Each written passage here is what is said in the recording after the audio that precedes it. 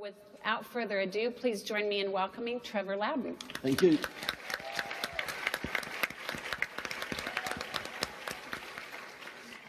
Thank you very much. Can you all hear me okay? Can you understand the southern accent? Okay. Look, I have a perspective. America, you know, I say this, World War III started about 1400 years ago. And it got a big boost in 1917 with the Bolshevik Revolution. And those two streams, Islam and the Bolsheviks, have never parted company. But I just want to say why I care about the United States and your national security. I come from a little country in the bottom of the South Pacific. And in World War II, our boys were all in North Africa fighting the Nazis. And the Japanese were coming down through the islands. And if it hadn't been for the sacrifice of your fathers and uncles and grandfathers at Guadalcanal and the Coral Sea and Midway, we would have been done. So we have a very strong...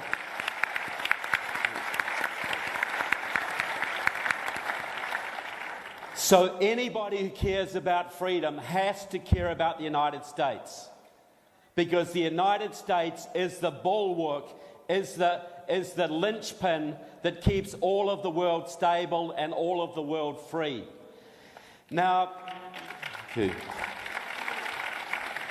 for the last 8 years, you've had a president who was more interested in aiding your enemies and trashing your allies than any you've had before. So you had the radical left, right? You've got the Muslim Brotherhood operating in this country. You've got the radical left communist groups. And they were looking forward to a Hillary Clinton presidency. They were absolutely excited that she was going to finish off America for them, give them what they wanted, and take this country down. And they are like a bunch of kids who thought they were going to get a bike for Christmas and they got a pair of socks, right? So they are spitting tax. And you have seen the most violent political cycle you've ever seen for many years. You've seen mass protests in Washington, D.C. You've seen riots all over this country. Now, the media will tell you that these are just upset college kids who are worried about the future. They see a fascist looming on the horizon. They see their rights being stripped away. That is all complete garbage, folks. The people behind these movements are professional revolutionaries, hardcore people. Some of them have been in the movement since the Vietnam War.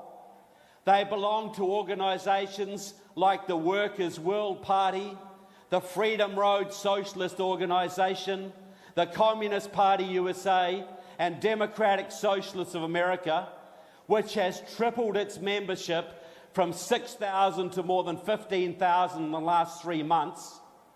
These are professional revolutionaries, and they are allied to the Cubans, they are allied to Iran, they are allied to the Palestinian radicals, and some of them are even allied to this day to Putin's Russia. All this stuff about Trump being tied to the Russians. The radical left have never given up on Moscow. The Democratic Party has been in bed with Moscow for more than 50 years, and they have the insolence to accuse Trump of this. But what did Lenin say? What did Alinsky say? Accuse others of what you are doing yourself. Demonize them, fix them, polarize them, spread hatred, tell lies about your opposition. Has anybody seen this in the last few months? Yes. So what I'm basically saying is this. We had a miracle, folks. We had Brexit, which was a warm-up, right? And then, against all of the odds, we actually elected a president who cares about the country, right?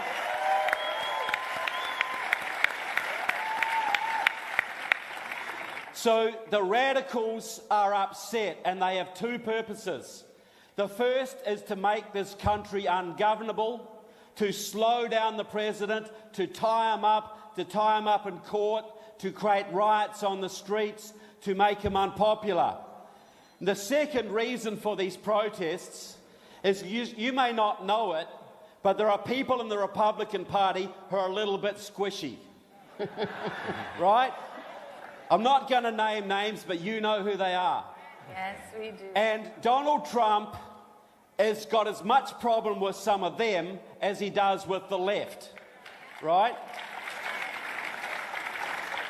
So the objective is to make Trump totally unpopular, to stall his agenda and demonise him, because then they will try and impeach him, and they hope to scare so many squishy Republicans that they will come across and vote with the Democrats. That is the plan. Now, we cannot allow that to happen, because if any of you have children or grandchildren, you know this is our last chance to turn this around, folks. We got to take it.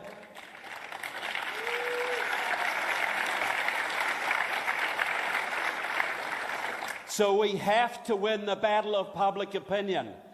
The media is heavily against the president. Hollywood's against the president. The radical left are against the president. He's got all these forces against him. What we have left are social media, Twitter and Facebook. And we have to be on those things, supporting his agenda and standing against the radicals who seek to take this country down. We have to bring the people on board. And in a couple of years, when the economy's humming, when a lot of these people have been purged out of these government departments, when everything is looking good, those radicals will be defeated. But right now, it is, it's a dangerous time. So I'm asking anybody who cares about America, get on Facebook, get on Twitter, stand up, fight the Muslim Brotherhood, fight the radicals, stand up for American values, and just give it hell, folks. Thank you. That was great.